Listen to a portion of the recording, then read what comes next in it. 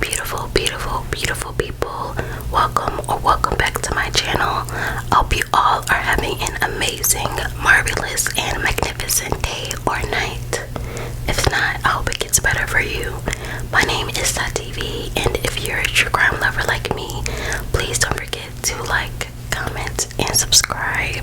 Before we get into today's video, I do just want to share with you all two things. First and foremost, I want to shout out my first comment winner, Marie Oi 2181. I'm so sorry if I pronounced that wrong, but shout out to you. Thank you so much for being the first comment winner. The next thing I wanted to share with you all is I do have a true crime podcast. It is called Talk True Crime to Me. It is in my regular voice. It is available on Spotify, so I will leave the link down below, so please be sure to check it out. Today we're going to be reading my true crime handy dandy book, so let's see what crazy ass story we have to uncover today. Sit back, relax, grab a snack, some water, some wine, anything that warms your heart, and enjoy some crime time. Warning, this video may contain details of graphic content. This channel is for mature audiences only. Some viewers might find this disturbing. The making of the film Through Hike.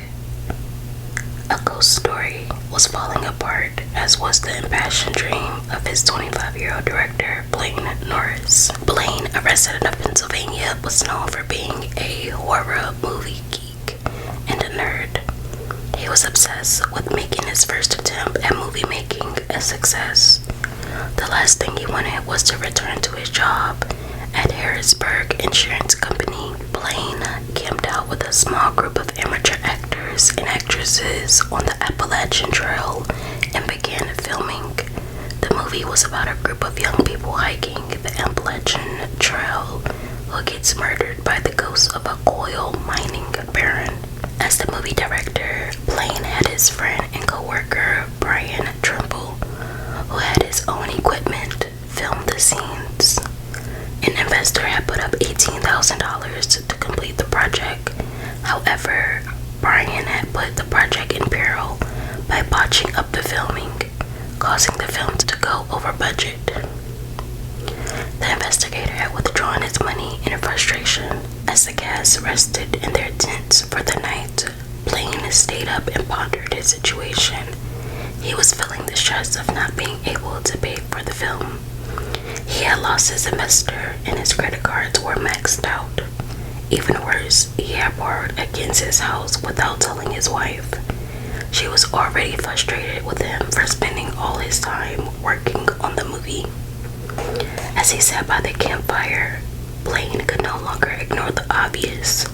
He was heavily in debt and had run out of money to complete the film. Feeling defeated, Blaine realized that it was time to call it quits.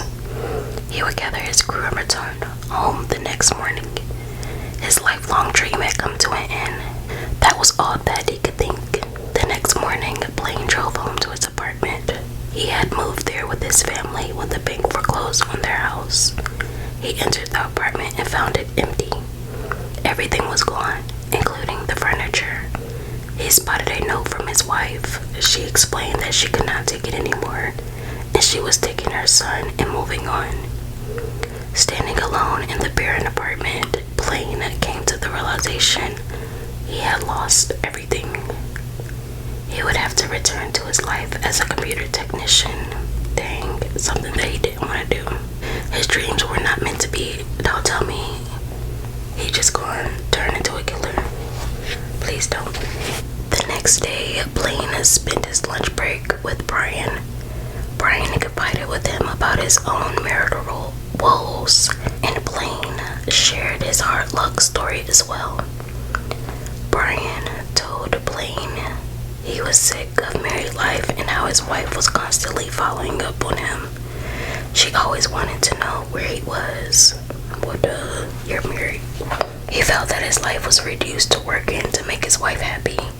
This discussion resulted in the two men conspiring together to resolve their problems in a deadly manner. Oh God, how do we get here? Brian shared with Blaine that he had taken out a $100,000 life insurance policy on his wife. He asked Blaine if he would be willing to kill her, and where he worked as a computer technician. In turn, he would pay Blaine the money he needed to complete his film. He thought about the idea of reviving his live stream. Furthermore, his friend would be free of his wife.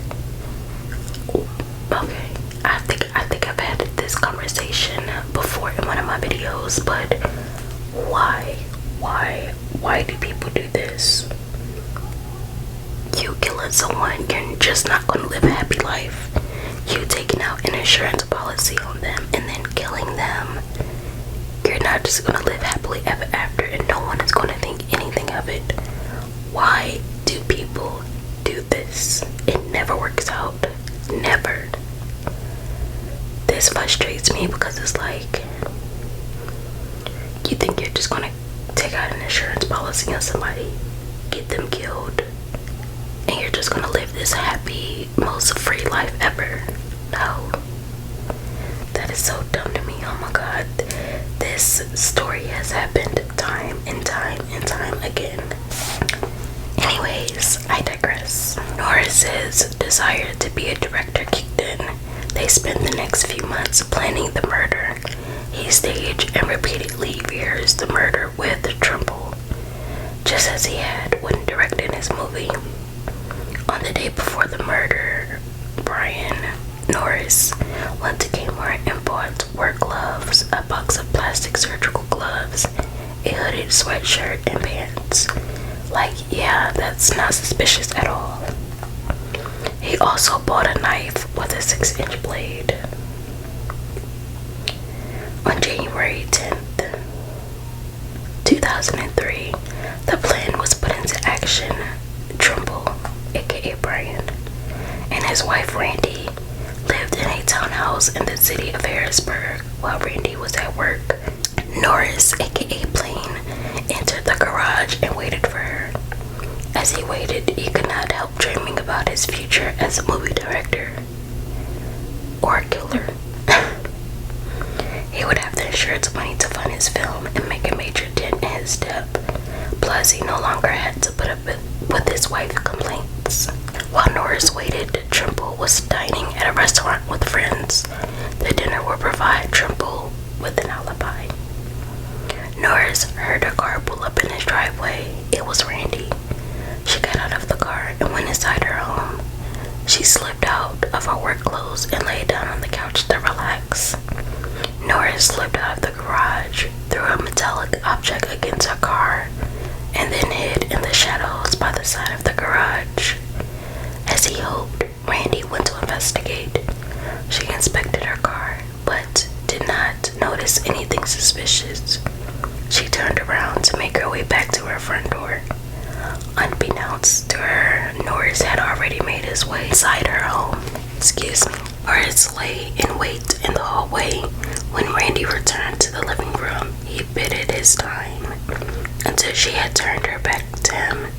When she did, he pounced on her from behind. He put a rope around her neck and proceeded to choke her.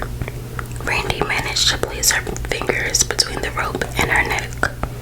Though she was choking, her fingers prevented Randi from killing her. Frustrated, Norris cursed at her and stabbed her with his knife 27 times. When he was done, Randi was completely covered in blood. Her hair was matted in it. Norris then ransacked the home to make the scene look like a burglary gone wrong. The detectives were suspicious when they investigated the crime scene. It was clear to them that Randi's murder had not been the result of a robbery. As they could tell, the ransacking had been staged. Eventually, Trimble confessed and agreed to testify against Norris to avoid the death penalty. And that's also what they always do, is they go against each other when it's all said and done. Because Norris agreed to confess, both the men were sentenced to first-degree murder without the possibility of parole. And if I can find an update on them, I definitely will put it on the screen. Hey guys, do have true crime theme digital planners available on my website right now. They are only $9.99. The digital planner is undated, so you can use it anytime, any place, anywhere. It is a digital product, so as soon as you purchase your digital serial planner, it'll immediately come to your email. Like I said, you can use it anywhere, any given moment. It is undated, so please don't forget to check out my digital serial planners on my website. I'll leave the link down below. 28-year-old Zachary Bowen sat at the bar of the Omni Royal Hotel in New Orleans. He finished his last drink and contemplated his life. He felt in the way he handled things. There were two failures among many that stood out. The first was he had taken the life of his girlfriend. The second was he felt no remorse for doing so. It was time. He walked toward the outside terrace and looked down below. According to those who knew him, Zachary was just an ordinary guy who never drew attention to himself. That is, until he joined the military. Zachary got married at the age of 18, and he and his wife had 2 children. Oh my God. He decided to join the army so he could better support his young family. Zachary quickly rose in ranks, becoming a sergeant during his tours in Kosovo in Iraq. Around this time, those who served with him saw a change in his personality. He became increasingly unhappy and clearly just wanted to go home. Zachary eventually received a general discharge and returned home. Zachary was bitter about his military experience and angry with himself. He felt he had failed as a soldier. Like many veterans, he had trouble adjusting to civilian life. He and his wife separated soon after his return. Bowen decided it was time to get back on his feet, and got a job bartending. The French Quarter is a place that is abundant in temptations, ways to numb painful feelings. Women, alcohol, and drugs were readily available. Zachary became increasingly interested in Addie Hall, who bartended with him at the same establishment. Addie shared his love for drinking, and they soon moved into an apartment in Crescent City together. Zachary needed a lot of attention. He needed a woman to distract him from his loneliness. However, Zachary did not realize he had entered a toxic relationship that would spiral downward and lead to the destruction of both of them. In August 2005, Hurricane Katrina hit the Gulf Coast with fury. Oh my God, I forgot all about Hurricane Katrina. The citizens of Louisiana were hit particularly hard. Most people were able to evacuate their homes. Zachary and Addie decided to stay and wait out the storm in their apartment. Being stuck in their home was the perfect excuse to engage in heavy drinking and use cocaine. Because they spent most of their time intoxicated, they gave little regard to the seriousness of the situation. Addie even stood in front of our window and flashed her breast at rescue workers as they worked to save others from their flooded homes. Like many of the region's residents, Zachary and Addie endured the aftermath of the storm, including massive power outages and lack of clean water. To them, this was all just another excuse to continue partying. They kept up their drinking and drug use, which heightened the tension between the two. Addie had a bad temper when she drank and released her anger on Zachary. I keep calling him Zach. When conditions in the Crescent City began to normalize, a new hurricane hit. That new hurricane was the relationship. That new hurricane was the relationship between Zach and Addie found themselves in. Unlike Hurricane Katrina, this hurricane would prove fatal for both of them. Zachary's depression approached a new level. His relationship with Addie was making his time in the military seem like a walk in the park. So where was Zachary? Had 2 kids, by the time he was 20 years old. So where was his 2 kids at during this whole time? Addie continues, and also why didn't he go with if I'm pretty sure his kids were evacuated from the hurricane, why didn't he go with them? Addie continuously unleashed her anger on him. He became the target of her emotional and physical abuse. They were constantly going at each other. On the morning of October 5th, Zachary woke up with a pounding headache. He walked into the bedroom and looked in the mirror. He saw the face of a man mirrored in darkness. He had failed as a husband and father. He had failed the military because he couldn't handle it. And now his new girlfriend was always angry with him. What had he done with his life? At that moment, he felt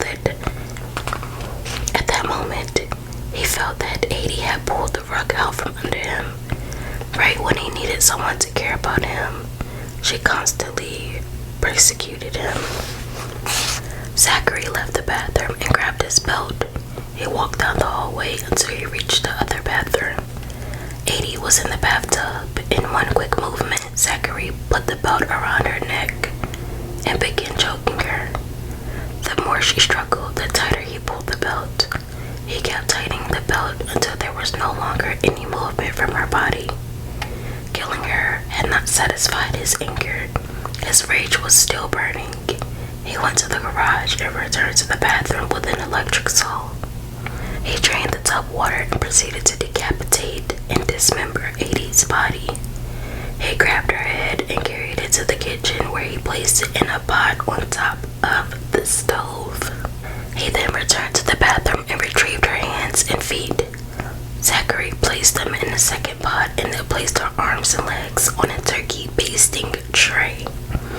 He sprinkled the body parts with seasoning and placed them in the oven, which he then turned on. As for her torso, he put that in a large plastic bag and stored it in the refrigerator. The anger and delusional thinking that led Zachary to murder his girlfriend savagely were now focused squarely on himself.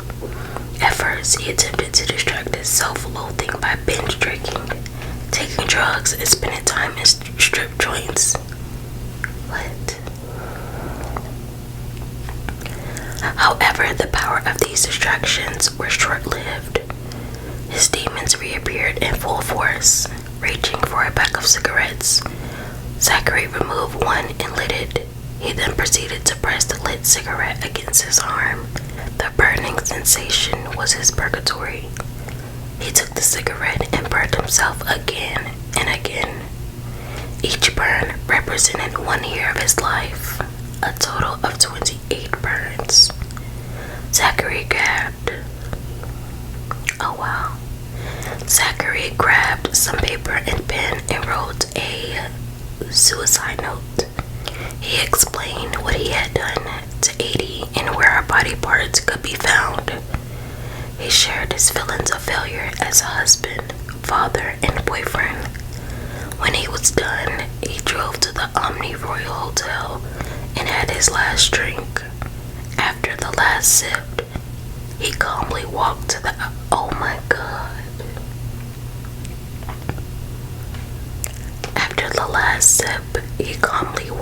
to the outside terrace and jumped, killing himself instantly. Hey guys, as I am editing this video, I discovered that these pictures is the actual apartment of where the murder took place. The actual stove, the actual fridge.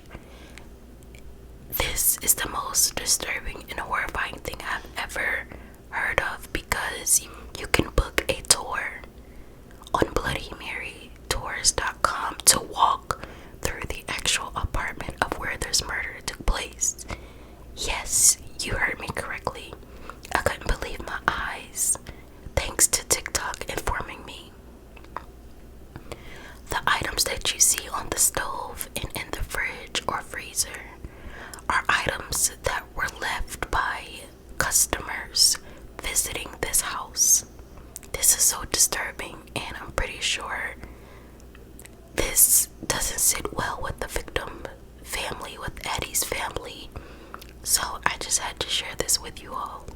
that was the story. I cannot wait to see what this guy looked like.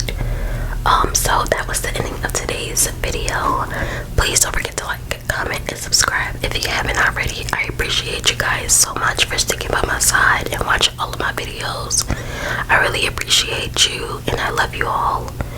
And be sure to check out my digital planners, which are true crime themed, down below. I love you guys, and I'll see you guys in my next video.